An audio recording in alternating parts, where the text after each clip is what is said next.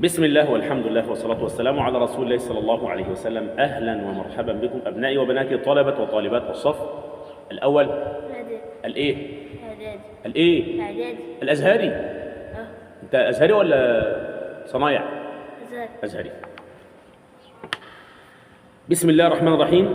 إن في خلق السماوات والأرض واختلاف الليل والنهار لآيات لأولي الألباب الذين يذكرون الله قياما وقعودا وعلى جنوبهم ويتفكرون في خلق السماوات والأرض ربنا ما خلقت هذا باطلا سبحانك فقنا عذاب النار. سورة آل عمران.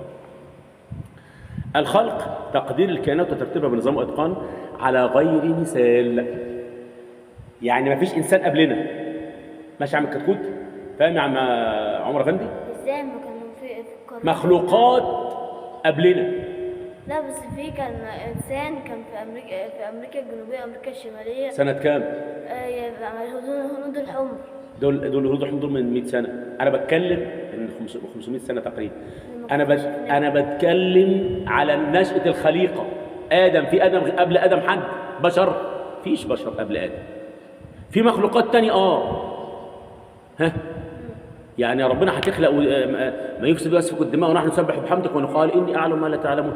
يبقى الملائكة قالوا إن كان في ناس قبل كده، مخلوقات قبل كده بهدلت الدنيا وقتلت بعض وبوظت الدين. الحن والبن اللي قبلنا بقى خلاص ماشي يا جميل. تقدير كائنات خلاص. اختلاف الليل والنهار مجيء كل منهما خلف الآخر أي بعده، اختلافهما أيضا في الطول والقصر، في الظلام والنور، وهكذا. لآيات أدلة شاهدة على وجود الله عز وجل.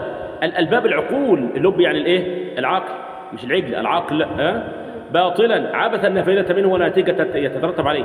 سبحانك تنزيها لله تبارك وتعالى عما لا يليق به عز وجل. طيب قنا عذاب، اجعل هذا العمل الصالح وقاية لنا من هذا العذاب. الإجمال بقى، الآيتين دول بيقولوا إيه بقى يا سيدي؟ يوضح المولى عز وجل أن خلق السماوات والأرض والليل والنهار إيه بقى؟ آيات داعية للتفكر والتدبر الإيه؟ والاتعاظ. ممن يكون التدبر والتفكر والاتعاظ ومن الذي يدركه ذلك لا يكون إلا من صاحب عقل سليم، واحد فاهم. لكن واحد متخلف يروح يعبد قرد أو يعبد فار في الهند ومعبد الفار. فار مين يا أبو فار؟ ده أنت ده مخه ده رايحة خالص. خلاص؟ الصين بيعبدوا كل حاجة والهند خلاص. يدرك ما حوله من ملكوت الله تبارك وتعالى. ما أثر ذلك؟ التدبر، يخشع لله. يبقى أثر التدبر إيه يا عم عمر؟ يخشع لله، يذكر في كل أحواله. نحن نذكر الله في كل أحوالنا سبحانه وتعالى. ربنا سبحانه خالق كل شيء وقادر ورازق سبحانه وتعالى، قائما وقاعدا وعلى جنب. يبقى نتفكر في كل شيء، قايمين قاعدين نايمين، نتفكر في خلق الله وتعالى وفي قدرة الله عز وجل، مش كده؟ ويقر ويزعل أن الله خالق الخلق باطلا بغير إيه؟ بغير هدف. يعني إحنا الله خالق كل شيء. وما خلقت الجن والإنس إلا ليعبدون. خالق الكون ده كله حتى يخدم بعضه بعضا، يعيش على بعضه. ماشي؟ سلم الهرم الغذائي مش هصحى كده اكل ايه؟ الحيوانات هاكلها، وفي حاجات تانية هتاكلها، وحاجات تاكل حاجات عشان الدنيا تمشي. الدنيا تمشي. الاسد يجري ورا قطيع، اللي يقع ياكله. ليه؟ ضعيف، جيناته بايظه، في حاجات مشكله عنده خلل. يبقى مش عايزين سلاله ضعيفه بعد كده. فالاسد ياكل الايه؟ الضعيف. القوي يقدر يهرب بالاسد، يبقى ده قوي، صفاته قويه، يقدر ينتج جيل بعد كده قوي. فاهم يا عمي؟ فاهم يا عم الجميل؟ طيب، ما الذي يطلب منه ربه بحق هذا الإقرار والإذعان؟ بحق هذا الإقرار والإذعان يطلب الرب من ربه الملك المقتدر أن ينجيهم من النار. ربنا يعافينا رب العالمين. التأمل في خلق الله. ما هو أنت لازم تتأمل في خلق الله، لأن التفكر يكون من مصنوعات الخالق لا في الخالق نفسه، لاستحالة الوصول إلى حقيقة ذات الله. إحنا لو فكرنا في ربنا صعب نوصل. وشرحت الكلام ده قبل كده بموضوع الموبايل. الموبايل على قد ما غذيته بالمعلومات في الذاكرة الميموري بتاعته هيقول لي انت انتاج ايه، انتاج كذا، اسمك اسمي كذا، صنع من كذا، بس غير كده ما يعرفش انا مين. لو ما يعرفش انا مين. لكن لو قلت له في صناعتي لي انا فلان، هيقول لي انت فلان. يبقى احنا بالظبط زي الايه؟ زي الموبايلات يا عم عمر. ربنا ادانا حاجات معينه نعيش بيها في الكون. يعني اسمع بيها الاولى محمد تيت اوسع له عينين عشان اشوف الطريق واشوف جميل عمر واشوف الدنيا واشوف بس خلاص. فاهمني؟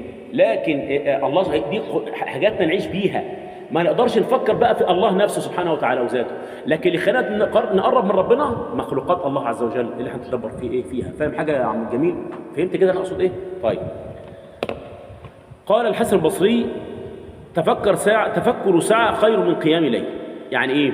يعني لو انا تفكرت ساعه في خلق الله افضل من اقعد اقيم الليل. ممكن واحد يقيم الليل قايم قاعد لكن ما عندوش تفكير، هدفه ان ربنا يرضى عنه بس ما يعرفش حاجه كده. لكن لما يقعد يتدبر بقى يبدا يبدع ويمتلئ ايمان ليه بقدره الله على هذا الخلق لما يتدبر. يعني اذكر بعض الآيات الموجوده في الكون. هذا الكون البديع والعالم محكم الترتيب متسع، السماء وارتفاعها غير عمد، ما فيش عمد، الشمس وضحاها وهذا القمر اذا تلاها، الارض واتساعها وما فيها من انسان وحيوان ونبات وميكروبات وفيروسات وانهار واشجار وطيور وحيوانات زاحفه وحشرات. مولد بقى. هذا الاختلاف القائم بين الليل والنهار وفي الطول والقصر على ما يدل كل هذا على الكون ان هناك ربا يدير هذا الكون ونظم شؤونه. مستحيل يدير هذا الكون كده مش يمشي براحته كده، ما ينفعش خالص. العنصر الثاني لا ينتفع بالتامل في ايات الله تبارك وتعالى الا صاحب العقل السليم. ليه؟ يعني ينتفع بها اصحاب العقول الذكيه والالباب المستنيره التي تدرك الاشياء ظاهره وجليه، وليسوا كاصحاب العقول المريضه الذين يشهدون ايات فيمرون عليها وهم عنها معرضون. مش في دماغه ويروح يعبد لي فيه، يعبد لي فيل ويعبد لي قرد ويعبد لي جاموسه وبقره وبتاع وكلام فارغ منه. ماذا يجب على بيعبدوا عيالهم. المهم يعني عشان ما نتفصلش، ما بيعودوا حاجات كتير قوي خلاص. المهم بعد ان يدبر وينظر التدبر ونظر ودقق وتفكر في كل ده يتوجه الى الله تبارك وتعالى متضرعا معلنا قناعته بايه؟ بحكمه الله تبارك وتعالى في الخلق. يدعو الله قائلا اجعل لنا وقايه حاجزا من عذاب النار واجرنا من عذابها ووفقنا للعمل الصالح. العنصر الثالث وجوب التفكر في ايات الله. راى بلال صلى الله عليه وسلم يبكي بكاء شديد فقال يا رسول الله اتبكي وقد غفر لك ما تقدم من ذنبك وما تاخر؟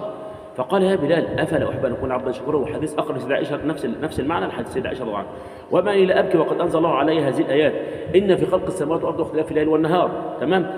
ثم قال ويل لمن قراها ولم يفكر بها. اخرجه الطحاوي في شرح مشكل الاثار وابن حبان واللفظ له وابو الشيخ في اخلاق النبي صلى الله عليه وسلم.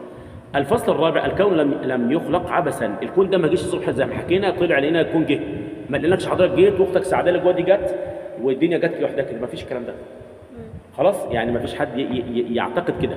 هل هذا الكون ما فيه خلق عبثا؟ ان هذا الكون بما فيه لم يخلقه الله عبثا لا فائده منه، بل لا بد له من النهايه ياخذ المطيع المعاصي جزاؤه.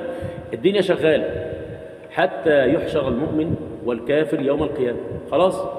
ياتي بعد كده حتى الحيوانات حتى تقتص الشاة الجلحاء من الشاة القرناء ياخد حقه، ما فيش ظلم، لا ظلم اليوم، لا ظلم اليوم خلاص. يا شيخ هو الحيوانات اللي هم عارفين الانسان بيعبدها وبرضك ماشيه هيتبرأوا منه يوم القيامه. يعني ايه؟ احنا مالنا احنا ومالك؟ احنا بتعبدنا ليه؟ يعني احنا بقى مخلوقات زيك وزي بالظبط. هم يبقوا موقفين. هيتبرأوا منه يوم القيامه. اذا كان الامر كذلك فلندعو الله سبحانه وتعالى ان يقينا ويصرف عنا عذاب نار بعينته وتوفيه لنا. البلاغ السوره البلاغيه بقى لا ايات اللي هو التنكير للتفخيم، يعني ايات التفخيم والتعظيم. يعني ما الحالات التي يجمعها الله تعالى قياما وقعودا وعلى جنوبه؟ يجمعها في قوله قياما وقعودا وعلى جنوبه. جميع حالات الانسان لابد ان يتفكر ويتدبر في الصلاه والذكر والقيام والقعود والاضطجاع على الجنوب. الدروس المستفاده: ايداع الكون وانتظام صنعه دليل على وجود الله تبارك وتعالى. التفكر في كون من صفات اصحاب العقول. ذكر الله تعالى يكون على اي جهه من اوجه، براحتك تذكر ربنا قايم قاعد نايم، ما حدش فيه يعجز. حتى الصلاه تسقط عن حتى اللي نايم في فراش الموت كمان ومش قادر لا يصلي حتى لو بايده باحساسه بمشاعره بذاكرته بخياله. يعني لهذه الحياه نهايه يجازي فيها المحسن والمسيء. اسئله واجب يا عم الحاج عمر، فتح الله لنا ولك.